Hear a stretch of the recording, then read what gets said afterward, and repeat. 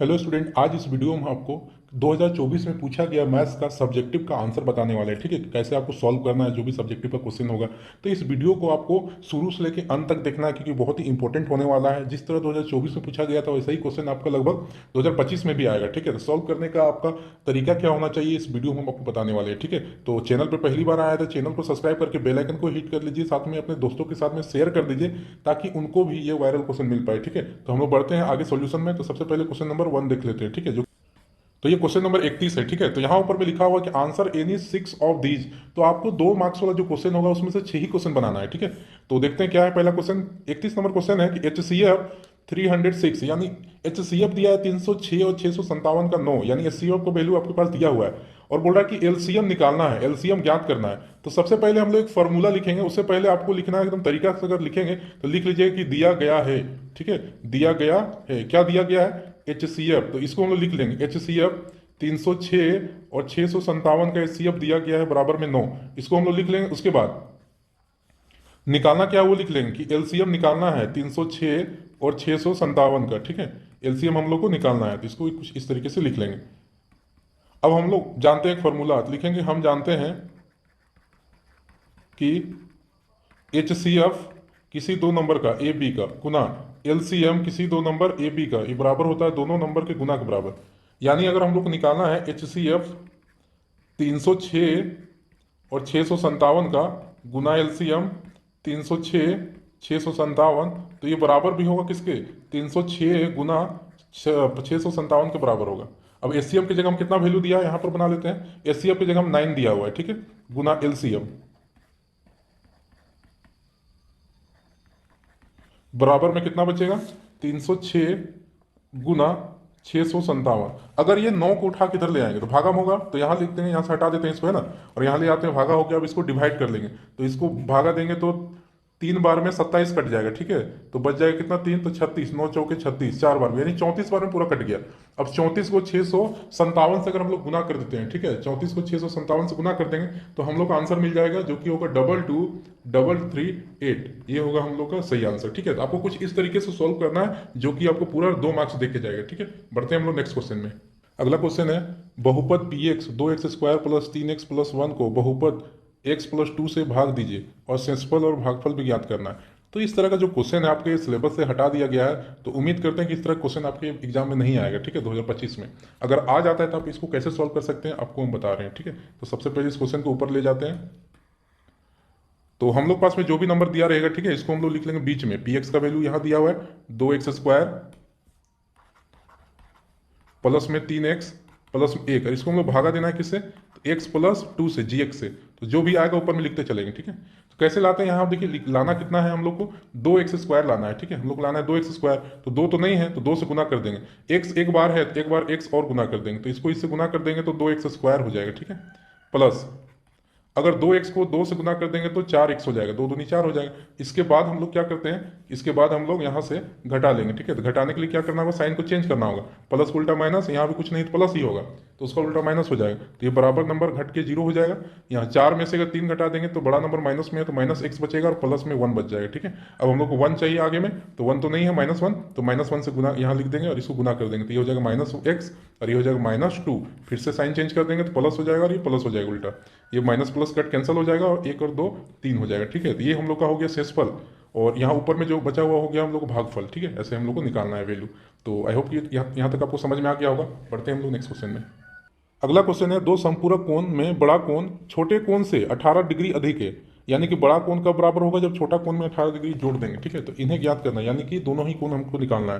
तो दो समपूरक कोण है, सबसे पहले हम लोग को मानना पड़ेगा। ठीक है, तो यहाँ ऊपर में हम लोग मान लेते हैं कि मान लेते हैं हम लोग, क्या मान लेंगे कि कोण या दो समपूरक कोण 100 डिग्री एंड नहीं लिखना है, सॉरी इंग्लिश में बोलते हैं, हिंदी में 100 डिग्री एवं वाई डिग्री है। ठीक है, दो समपूरक कोण मान लिए हम लोग, और हम लोग क्या जानते हैं, इसीलिए लिख सकते हैं कि जब दो समपूरक कोण को जोड़ा जाता है तो उनका जोड़ यानी योग कितना होता है, 180 के बराबर होता है। यहाँ से हम लोग एक समीकरण बन गया। ठीक है, यहाँ से हम लोग एक समीकरण बना लिए, और हम लोग को प्रश्न से क्या दिया हो उसको भी लिख लेंगे। ठीक है, और हम लोग को प्रश्न से दिया है कि जो बड़ा कोण है, मान लेते हैं एक्स बड़ा है, ये छोटा कोण से कितना ज़्यादा है, तो 18 ज़्यादा है, तो वाई डिग्री प्लस 18 इसमें जोड़ देंगे तब जाके बराबर होगा। ठीक है, यहाँ से भी हम लोग का दूसरा समीकरण मिल गया। तो जब दो समीकरण मिल गया, अब इसको सॉल्व करेंगे तो एक्स और वाई का मान निकल जाएगा। तो यहाँ एक्स का डिग्री मान दिया हुआ है, एक्स का मान हम लोग समीकरण एक में रख देंगे। तो लिखेंगे भी हम लोग कि एक्स का मान समीकरण एक में रखने पर, तो हम लोग इसका मान समीकरण एक में रख देंगे। ठीक है, तो एक तो ये वाला है, तो एक्स की जगह हम कितना रखना है, Y degree plus 18 degree plus यहाँ वाई की जगह हम क्या रहेगा, वाई ही रहेगा, बराबर 180 डिग्री। ठीक है, अब यहाँ से थोड़ा सा कलर चेंज कर लेते हैं, अब इसको सॉल्व करते हैं। तो वाई और वाई दो बार है तो हो जाएगा 2y डिग्री बराबर 180 डिग्री, 18 ले जाएंगे दूसरा साइड तो माइनस हो जाएगा, यहाँ से y बराबर, अगर इसमें घटा दिया जाता है 180 में से, अगर हम लोग घटा देते हैं 18 तो 162 डिग्री बचेगा, और दो इधर आके भागा लग जाएगा तो कितना बचेगा, 81 डिग्री आ जाएगी, यानी y का वैल्यू मिल गया। और y का मान हम लोग समीकरण दो में रख देंगे। ठीक है, तो y का मान समीकरण दो में रखने पर, ऐसे ही आपको बहुत ही आराम से बनाना है। ठीक है, तो दो क्या है, x बराबर है y प्लस 18, और y की जगह हम लोग कितना रख देंगे, 81। ठीक है, प्लस 18, तो अगर इसको जोड़ेंगे तो 99 आ जाएगा। ठीक है, तो दो हम लोग का एंगल आ गया, दोनों ही एंगल x और y मिल चुका है। तो x का वैल्यू कितना है 99 और y का वैल्यू कितना है 81, अगर दोनों को जोड़ेंगे तो 180 आएगा, जो कि दो संपूरक कोण को जोड़ने से आता है। ठीक है, इस तरीके से आपको बना लेना है। तो आई होप कि ये भी समझ में आ गया होगा। अब हम लोग बढ़ते हैं नेक्स्ट क्वेश्चन में। चलिए नेक्स्ट क्वेश्चन में हम लोग बढ़ते हैं। दिया हुआ है कि AP 3, 15, 27 और 39 का कौन सा पद उसके 54वें पद से 132 अधिक होगा, ये निकालना है। यानी कौन सा वो पद है जो कि 54वें पद में 132 जोड़ देंगे ना तो वो मिल जाएगा, वो पद मिल जाएगा, तो वो निकालना है। तो सबसे पहले हम लोग यहाँ से, जब भी AP आपके पास में दिया रहेगा तो वहाँ से A और D निकाल लेना है, प्रथम पद और सार्वंतर निकाल लेना है। ठीक है, तो कैसे निकालते हैं, इस क्वेश्चन को थोड़ा सा ऊपर करके अब इसको सॉल्व करते हैं। तो सबसे पहले जो दिखेगा वो आपका होगा क्या चीज़, प्रथम पद, इसको हम लोग बोलते हैं A, और उसके सार्वंतर D कैसे निकलता है, A2 माइनस A1 करके, है ना। तो A2 मतलब ये वाला नंबर 15, तो 15 में से उसके आगे वाला नंबर 3 को घटा देंगे कितना मिल जाएगा 12, तो ये हम लोग पास D मिल गया। ठीक है, अब हम लोग लिखेंगे, सबसे पहले निकाल लेते हैं 54वां पद। ठीक है, तो 54 नंबर का पद निकालेंगे तो A54 लिखेंगे, और इसको शॉर्ट में ऐसे लिखना है, A प्लस 54 है तो 53D, एक कम करके लिख देना है। ठीक है, तो यहाँ से हम लोग इसको सॉल्व कर लेते हैं, तो कितना मिल जाएगा 54वां टर्म, A की जगह हम लिख देंगे 3 प्लस 53 गुना D की जगह हम 12, अब इसको हम लोग गुना कर देते हैं। ठीक है, गुना करके उसके बाद इसको जोड़ देंगे, तो गुना करने पे 636 आ जाएगा। ठीक है, और जोड़ने पे कितना हो जाएगा 639 हो जाएगा, ये 54वां पद हो गया। अब हम लोग प्रश्न में जो दिया है वहां आएंगे, तो इसीलिए लिखेंगे कि कौन सा टर्म है, नहीं मालूम है कौन सा पद है, तो nth टर्म मान लेते हैं, nवां पद जो है, जो कि 54वां पद से 132 अधिक है, और 54वां पद कितना आया 639 आया, प्लस 132 को जोड़ देंगे। ठीक है, तो ये दोनों को जोड़ते हैं, जोड़ने पे देखते हैं कितना आएगा। तो जब ये दोनों को जोड़ देंगे तो ये आ जाएगा लगभग 771 आ जाएगा। ठीक है, 9 2 11 और 3 3 6 7, ठीक है 771 आ जाएगा। तो ये nth टर्म आ गया, nवां पद आ गया। अब nवां पद आ गया तो यहाँ से हम लोग n निकाल सकते हैं कि कौन सा पद है। ठीक है, अब हम लोग लिखेंगे इसका formula a plus n-1 into D होता है, और इधर में लिखेंगे 771। ठीक है, अब यहाँ से हम लोग 3 लिख देंगे, यहाँ पर n की जगह हम तो मालूम नहीं है वैल्यू 1, और d की जगह हम कितना है 12 है, तो ये लिख देंगे। ठीक है, तो 771 हो गया, 3 उधर ले जाएंगे तो n-1 गुना में 12 बच जाएगा, इधर घटा देंगे तो 771 में से 3 को घटा देना है, कितना बच जाएगा, जब 771 में से 3 घटा देंगे तो हम लोग को लगभग बच जाएगा 768 बच जाएगा। ठीक है, और ये 12 गुना में है तो उधर 12 ले जाएंगे तो भागा में हो जाएगा, तो इधर बचेगा n-1 सिर्फ, तो n-1 बराबर, इसको अब भागा देते हैं, अगर कटेगा तो ये कट जाएगा 64 बार में। ठीक है, तो n बराबर कितना हो जाएगा, -1 उधर ले जाएंगे तो 64 पहले से, और -1 उधर जाएगा +1 हो जाएगा तो 65 हो जाएगा, यानी n का वैल्यू 65 आ गया, यानी हम लोग बोल सकते हैं कि 65वां पद होगा। ठीक है, ये हो जाएगा हम लोग का आंसर। तो 35 नंबर क्वेश्चन है कि आधारभूत समान अनुपात प्रमेय का प्रयोग करते हुए सिद्ध कीजिए कि एक त्रिभुज की एक भुजा के मध्य से होकर दूसरी भुजा के समांतर खींची गई तीसरी रेखा को समद्वि विभाजित करता है। तो इसको भी हम लोग कर सकते हैं। ठीक है, इसके लिए हम सॉल्यूशन प्रोवाइड कर देंगे, क्योंकि ये थोड़ा सा थ्योरम टाइप का है, आपको इसके में दिख जाएगा। ठीक है, तो इसको हम लोग सॉल्व करेंगे, इसको हम लोग बाद में सॉल्व कर लेते हैं, या इसको हम लोग नेक्स्ट वीडियो में करेंगे। ठीक है, आगे बढ़ते हैं, जो इजी क्वेश्चन है। क्वेश्चन नंबर 36 है, सिद्ध कीजिए कि दो समरूप त्रिभुज के क्षेत्रफलों का अनुपात, इसके सारे क्वेश्चन को भी हम लोग करेंगे। ठीक है, ये रहा हम लोग का 37 नंबर का क्वेश्चन, इसको हम लोग आराम से सोल्व कर सकते हैं। मान निकालना है, बोला जा रहा है कि मान ज्ञात कीजिए। ठीक है, मान निकालिए, तो सबसे पहले लिखेंगे 2 गुना 10 स्क्वायर 45 डिग्री का वैल्यू 1 होता है, तो स्क्वायर कर देंगे 1 का स्क्वायर, प्लस कोस 30 डिग्री का वैल्यू होता है √3/2, तो इसका स्क्वायर कर देंगे माइनस, है ना। साइन 60 डिग्री है तो इसका भी वैल्यू होता है √3/2, तो इसका भी स्क्वायर कर देंगे, तो यहाँ से गुना करेंगे तो कितना मिल जाएगा, 2 × 2 प्लस √3 है, इसका स्क्वायर कर देने पे सिर्फ 3 बचेगा, नीचे 4 हो जाएगा, माइनस। सेम चीज़ यहाँ होगा, ऊपर में रूट हट जाएगा, स्क्वायर है इसलिए, और नीचे में 4 हो जाएगा। इसके नीचे कुछ नहीं, क्या है 1 है, एलसीएम ले लेंगे कितना आएगा 4, यहाँ 2 हो जाए गुना करने पे, तो 4 कैसे आएगा, नीचे में 1 है तो 4 से इसको गुना कर देंगे। नहीं समझ में आया तो एक बार इसको और कर लेते हैं हम लोग, ठीक है। इसको गुना कर देंगे, 2/1 हो जाएगा, प्लस में 3/4 हो जाएगा, माइनस में 3/4 हो जाएगा, ठीक है। बहुत को क्या करते हैं यहाँ पर ऐसे कट कर देते हैं, आपको ऐसे कट नहीं करना है, प्रॉपर यहाँ पर एलसीएम निकाल के इसको बनाना है।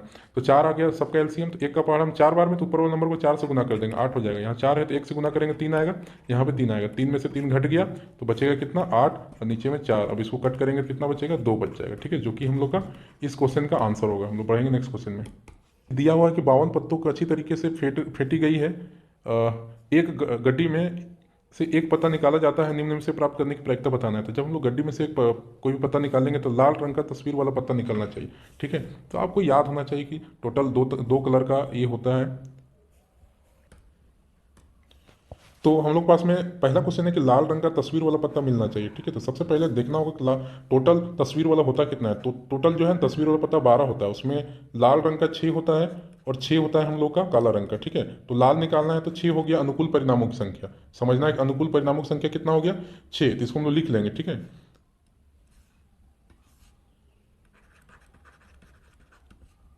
अनुकूल परिणामों की संख्या,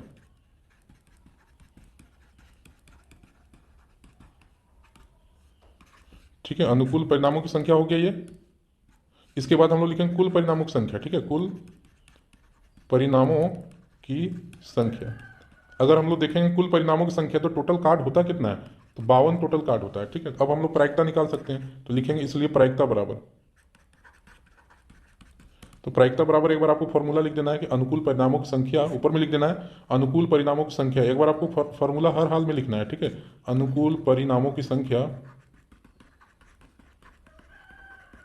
बटा में लिखना है कुल परिणामों की संख्या, कुल परिणामों की संख्या, ठीक है। ये हो गया। तो अनुकूल कितना है, 6 है, और कुल कितना है, 52 है। तो 6 का पहाड़ा में 52 कटेगा तो इसको कट कर देंगे, तो 3 का पहाड़ा में 2 बार में, और 13 का पहाड़ा में, नहीं नहीं, इसको और कट करना होगा 26 के पहाड़ा में ना, हाँ 26 के पहाड़ा में 52 2 बार में कटेगा, ठीक है। यानी 3/26 बच जाएगा। अभी नहीं कटेगा, नहीं कटेगा, तो ये आंसर हो जाएगा आपका।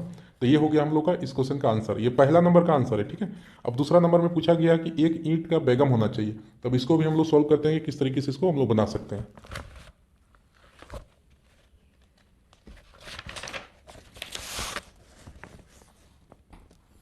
तो हम लोग निकालना है कि ईंट का बेगम होना चाहिए, ठीक है। तो कैसे मिलेगा एक ईंट का बेगम, तो सबसे पहले हम लोग अनुकूल परिणामों की संख्या देख लेंगे। तो ईंट में बेगम कितना होता है, 1 होता है, ठीक है। तो डायरेक्ट हम प्रायिकता निकाल रहे हैं, ठीक है, प्रायिकता निकालते हैं डायरेक्ट। तो कितना मिलेगा, 1 होता है हम लोग का ईंट, ठीक है, और टोटल होता है 52 कार्ड। तो कितना आंसर आ जाएगा, 1/52। ये हो जाएगा हम लोग का सही आंसर। तो आपको लिखना कैसे, जैसे ऊपर बताए थे कि अनुकूल परिणामों की संख्या बराबर 1 लिखना है, फिर सभी संभव परिणामों की संख्या बराबर जो होगा वो लिख लेंगे 52, उसके बाद लिखेंगे प्रायिकता, फिर उसका फॉर्मूला, फिर लास्ट में ये लिखना है, ठीक है। तो इस तरीके से आप बनाएंगे तो आपका जो 2 मार्क्स है वो कहीं नहीं जाएगा, हमसे आपको मिल जाएगा। तो बढ़ते हैं हम लोग नेक्स्ट क्वेश्चन में। तो आज इस वीडियो हम लोग यहीं तक करेंगे, सेक्शन सी का जो भी क्वेश्चन बच रहा है, ठीक है, और सेक्शन डी का उसको हम लोग नेक्स्ट वीडियो में करेंगे। आज ही आपको मिल जाएगा। आई होप कि यहाँ तक समझ में आ गया है। कहीं भी दिक्कत है कमेंट कर सकते हैं।